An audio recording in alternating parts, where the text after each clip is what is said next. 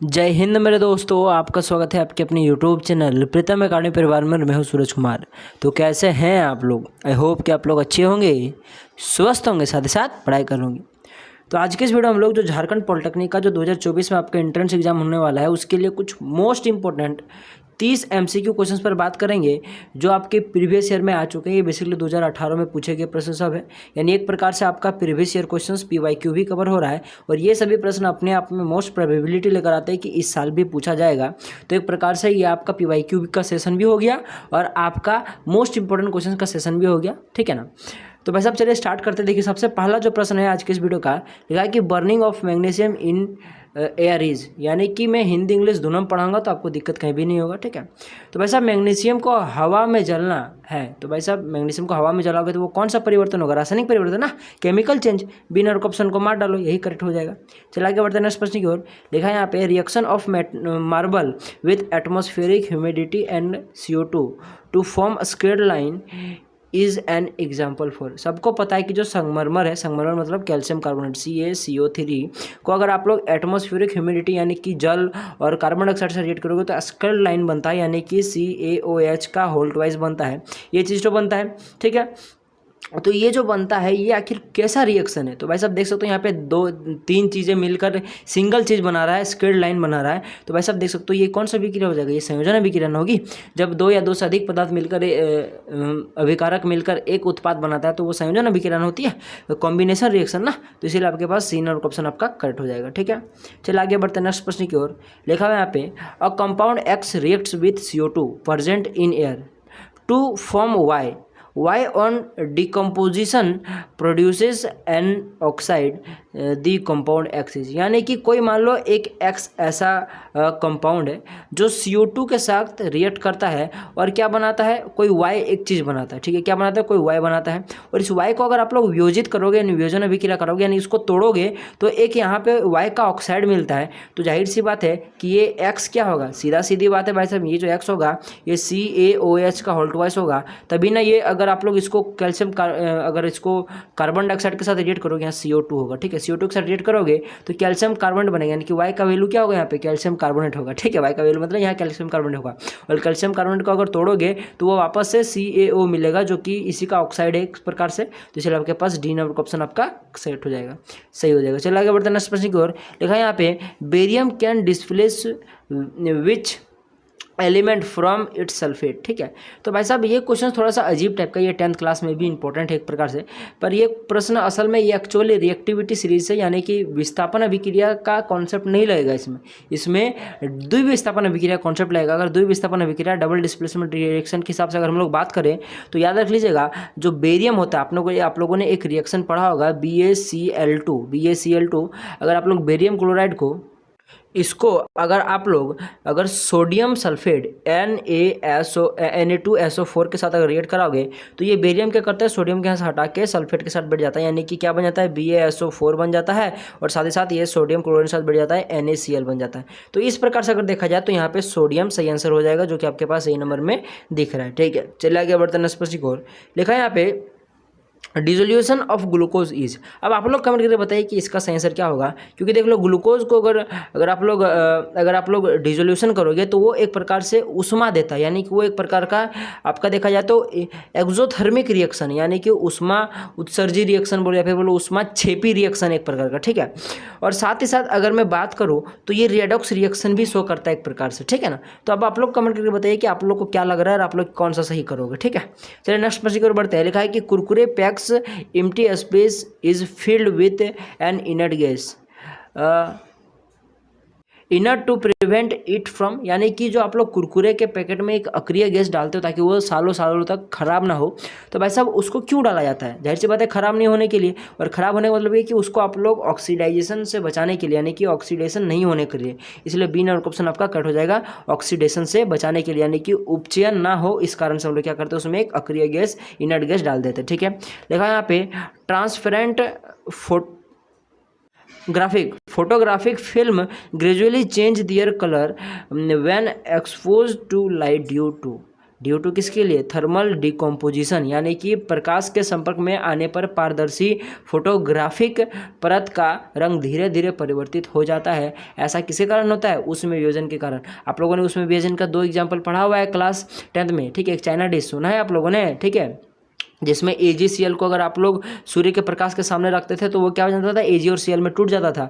परंतु और एक रिएक्शन उसके नीचे में था, AgBr वाला। AgBr को अगर उसमें अगर सूर्य का प्रकाश देते हो आप लोग तो वो Ag और Br2 में टूट जाता था, याद कीजिए आप लोग, ठीक है। और ये जो रिएक्शन था ये असल में श्याम श्वेत फोटोग्राफी यानी ब्लैक एंड व्हाइट फोटोग्राफी में यूज होता था। तो वही तो क्वेश्चन पूछा है। तो ये किस प्रकार का रिएक्शन को दर्शाता है, ये चूंकि सूर्य के प्रकाश से होता है यानी कि एक प्रकार का वियोजन भी। और देख लो यहाँ पे AgBr टूट रहा है यानी वियोजन अभी क्या हो रहा है, साथ ही साथ प्रकाश की मदद से टूट रहा है, इसलिए प्रकाश से वियोजन यानी कि उसमें वियोजन आप लोग बोल सकते हो यहाँ पे, इसलिए आपके पास थर्मल डिकम्पोजिशन आपका करेक्ट हो जाएगा। चलिए आगे बढ़ते हैं नेक्स्ट प्रश्न की ओर। यह कि aluminium when expose to O2 atmospheric formation of Al2O3 is observe it is, यानी कि आप लोग एल्यूमिनियम को वायुमंडल में खुला छोड़ दो तो वो ऑक्सीजन के साथ नमी के साथ रिएक्ट कर उसके ऊपर एल्यूमिनियम ऑक्साइड का एक परत जमा लेता है, ठीक है। तो वो आखिर भाई साहब ऐसा हो क्यों रहा है, वो उसको हम लोग क्या बोलते हैं, तो उसको हम लोग कोरोजन बोलते हैं। क्या बोलते हैं, कोरोजन यानी संक्षारण बोलते हैं। बोलोगे सर रस्टिंग क्यों नहीं, भाई साहब रस्टिंग कोरोजन का ही पार्ट है, परंतु रस्टिंग वर्ड हम लोग तब यूज करते हैं जब लोहा कर बात करें, यानी लोहा में जो जंग लगता है, असल में लोहा में जो लोहा का जो कोरोजन होता है उसको हम लोग क्या बोलते हैं, रस्टिंग बोलते हैं। यानी कि जो लोहा का संक्षारण होता है उसको हम लोग क्या बोलते हैं, जंग लगना बोलते हैं। जंग लगना को इंग्लिश में रस्टिंग बोलते हैं, ठीक है। पर ये रस्टिंग वर्ड, ये जंग लगना सिर्फ लोहे के लिए यूज किया जाता है, परंतु सिर्फ लोहे में तो सिर्फ संक्षारण होता नहीं है, सभी मेटल में होता है, लगभग सभी प्राय मेटल में होता है। तो यहाँ पे अगर हम लोग एल्यूमिनियम की बात करें तो एल्यूमिनियम भी मेटल है, इसमें भी संक्षारण होगा, तो इसको कोरोजन नहीं बोलते, इसको सिर्फ संक्षारण बोलते हैं। सिर्फ लोहा को छोड़कर बाकी सभी मेटल का अगर बात करें इस प्रकार से ऑक्सीडेशन, अगर उसमें एयर ऑक्सीजन वगैरह ऐड हो रहा है तो वो लीजिएगा क्या हो जाएगा आपके पास, कोरोजन भी हो जाएगा। लोहा में भी कोरोजन होता है परंतु उसका एक विशेष अलग से नाम दिया गया है जिसको हम लोग बोलते हैं रस्टिंग। तो लोहा के लिए आपका कोरोजन भी सही है, रस्टिंग भी सही है, परंतु रस्टिंग जो होता है वो हर मेटल के लिए सही नहीं है, ठीक है, याद रख लीजिए बात। चलिए आगे बढ़ते हैं नेक्स्ट प्रश्न की ओर। लिखा है कि when blue coloured CuSO4 crystal is heated it gives a white amorphous solid, this white solid is CuSO4। ये CuSO4 ही तो होता है, इसमें क्रिस्टल का जल नहीं होता, ये सूखा होता है, ठीक है। तो इसलिए आप लोग इसको याद रख लीजिएगा, कुछ क्वेश्चंस याद रखने पड़ते हैं, ठीक है।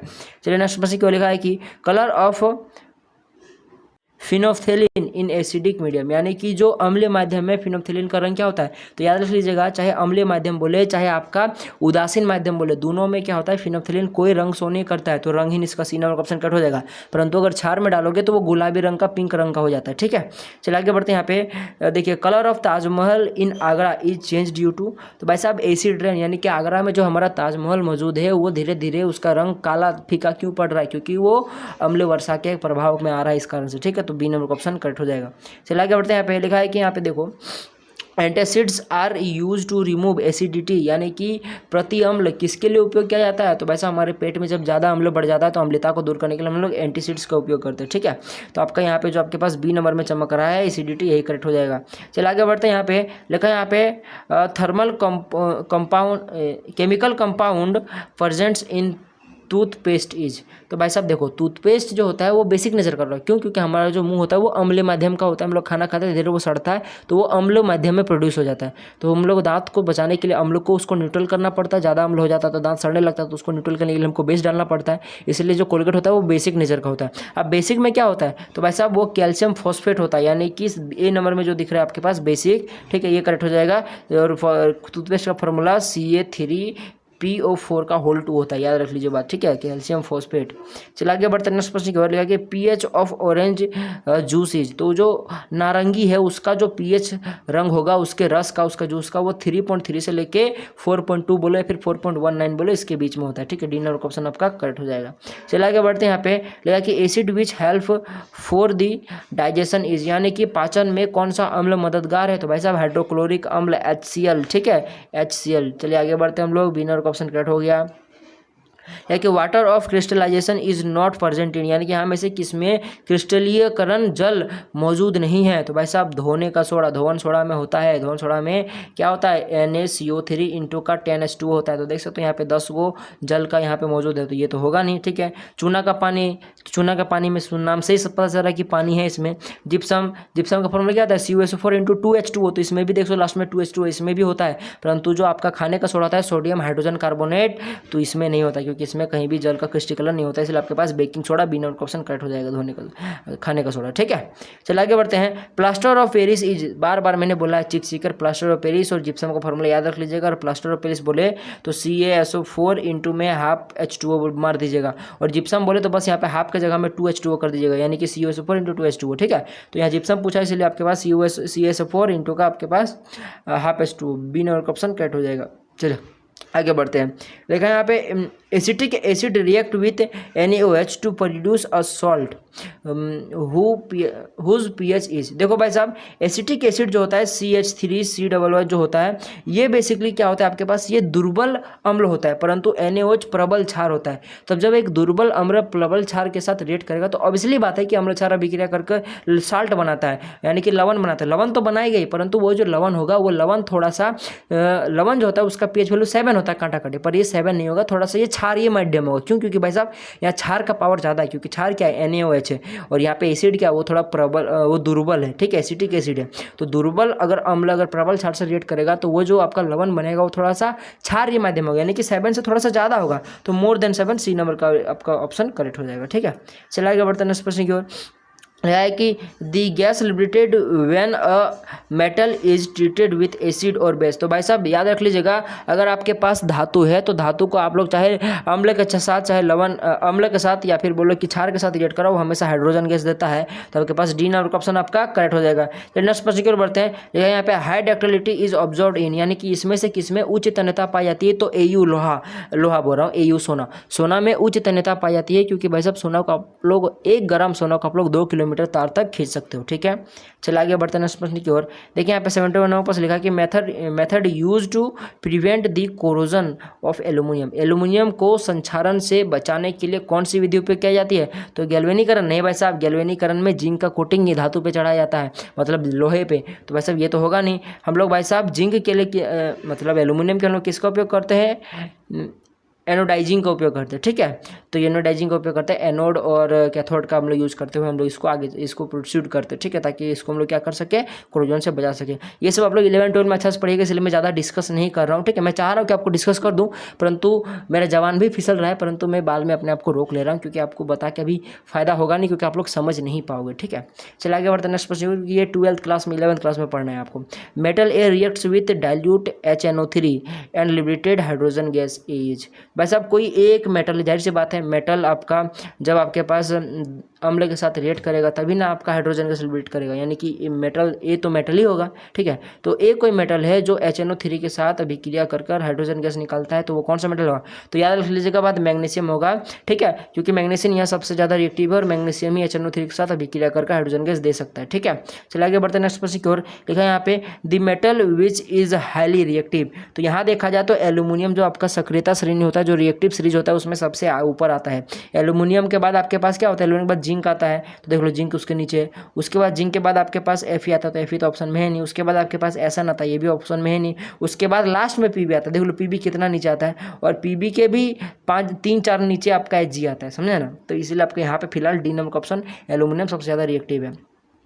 लिखा यहाँ पे among the flowing the polar compound is, यानी कि कौन सा यहाँ पे पोलर कंपाउंड है, ध्रुवीय यौगिक है, जो जल में घुलनशील होगा। भी आप लोग इतना याद रख लीजिए, जो जल में घुलनशील होगा वो आपका पोलर कंपाउंड होगा।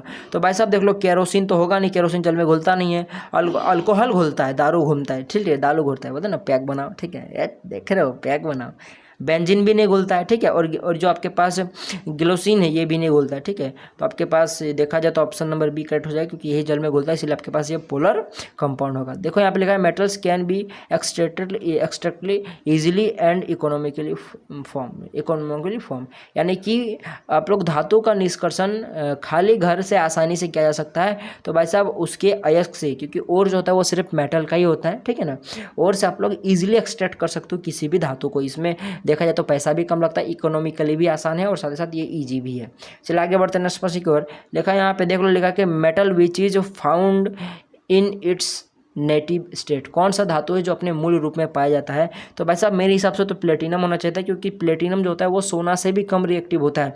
परंतु पता नहीं यहाँ पे क्या दिक्कत है कि पॉलिटेक्निक ने सोना को बोला है, यानी कि आपके पास देखा जाए तो यहाँ पे सोना तो ऑप्शन में है नहीं, तो आप लोग एजी को मार दो, यहाँ पे चांदी मार रहा है, पता नहीं क्यों सो। ठीक है, तो आप लोग इसको बताइए आप लोग क्या करना चाहोगे सो, क्योंकि देख लो सबसे एजी होता है चांदी होता है, चांदी के बाद आपके पास सोना होता है, सोना के बाद आपका प्लेटिनम होता है, मैंने लेस रिएक्टिव में। ठीक है, तो प्लेटिनम एकदम शुद्ध अवस्था में पाया जाता है, सोना भी पाया जाता है और चांदी भी पाया जाता है। परंतु भाई साहब पता नहीं, मेरे हिसाब से तो प्लेटिनम होना चाहिए, परंतु क्यों पॉलिटेक्निक ने एजी को क्या आप लोग जानते तो बता दीजिएगा। ठीक है, देखो लिखा है कि when brass is expose to air for a long period of time it turns to green due to the, भाई साहब calcium carbonate CU, copper carbonate CO3 के कारण ही पीतल पे क्या होता है कि हरे रंग का परत चढ़ जाता है। ठीक है, अभी अलान बज गया हम लोग का, कोई दिक्कत है नहीं। ठीक है, चला आगे बढ़ते हैं नेक्स्ट प्रश्न की ओर। तो इसका सही आंसर क्या हो जाएगा? C नंबर का ऑप्शन आपका करेक्ट हो जाएगा। चलिए नेक्स्ट प्रश्न की ओर बढ़ते हैं। लिखा है यहाँ पे alloy use for welding purpose consistent of, भाई साहब यहाँ पे देखा जाए तो यहाँ पे वेल्डिंग के जगह पे यहाँ पे अगर सोल्डिंग लिखता तो ज़्यादा अच्छा होता। ठीक है, यहाँ पे सोल्डिंग ही लिखना चाहिए। तो याद रख लीजिएगा लेड और टीन का, क्योंकि लेड और टीन से ही सोल्डर बनता है, सोल्डर हमें तारों को जोड़ने के लिए सोल्डिंग के लिए उपयोग करते हैं। ठीक है, चलिए आगे बढ़ते हैं। लिखा हुआ यहाँ पे liquid non metal among the following, यानी कि निम्न में से कौन सा तरल अधातु है? तो यहाँ पे ब्रोमीन हो जाएगा। ठीक है, ब्रोमीन है जो कि एक अधातु है और साथ साथ तरल अवस्था में पाया जाता है। ठीक है, और अगर धातु पूछता तो पारा हो जाता। ठीक है, और पारा माने Hg हो जाता है, और अगर वो नहीं होता, मरकरी इसको भी बोलते हैं, अगर वो नहीं होता तो गैलियम और सीजियम मारते, क्योंकि वो सब मेटल होने के बावजूद भी वो आपका नॉर्मली टेम्परेचर में, यानी कि थोड़ा मोड़ा टेम्परेचर तो एकदम माइनर टेम्परेचर, उसको हाथ में रखोगे तो वो पिघल जाता है। ठीक है, चलिए आगे बढ़ते हैं नेक्स्ट प्रश्न की, और ये अंतिम प्रश्न हमारा आज के वीडियो का, लेकिन brass is the alloy of, यानी कि पीतल मिश्र धातु है किसका किसका? तो भाई साहब कॉपर और टीन का। ठीक है, Cu और Sn का। ठीक है, तो इस प्रकार से हम लोगों ने 30 मोस्ट इंपॉर्टेंट क्वेश्चन कर लिया। इसके बाद देखो यहाँ पे एक मोस्ट इंपॉर्टेंट प्रश्न आया हुआ है, देखो एक एक्स्ट्रा क्वेश्चन कराता हूँ। कार्बन का प्रूफ जिसका उच्च गलनांक है। ठीक है, allotrope of carbon which posses high melting point, यानी कि सीधा सीधा याद लीजिएगा, जो हीरा होता है इसका सबसे ज़्यादा उच्च गलनांक होता है, जो कि एक अधातु होने के बाद, और ये कार्बन का अप्रूफ होने के बावजूद। ठीक है, तो इस प्रकार से हम लोगों ने देखा जाए तो 30 प्रश्न और एक एक्स्ट्रा क्वेश्चन, एक 31 प्रश्न कर लिया, और ये सभी प्रश्न मोस्ट इंपोर्टेंट, इसको जरूर कीजिएगा, तभी तो मैंने आपको कराया। ठीक है, तो चलिए मिलेंगे अगले वीडियो में, और जिन्होंने अभी तक सब्सक्राइब नहीं किया कर लीजिएगा, वीडियो को लाइक जरूर कर लीजिएगा, और भाई साहब अपने दोस्तों तक शेयर कर दो। ठीक है, चलिए मिलेंगे अगले वीडियो में, तो देख लीजिए जय हिंद, जय भारत, और आपका दिन शुभ हो।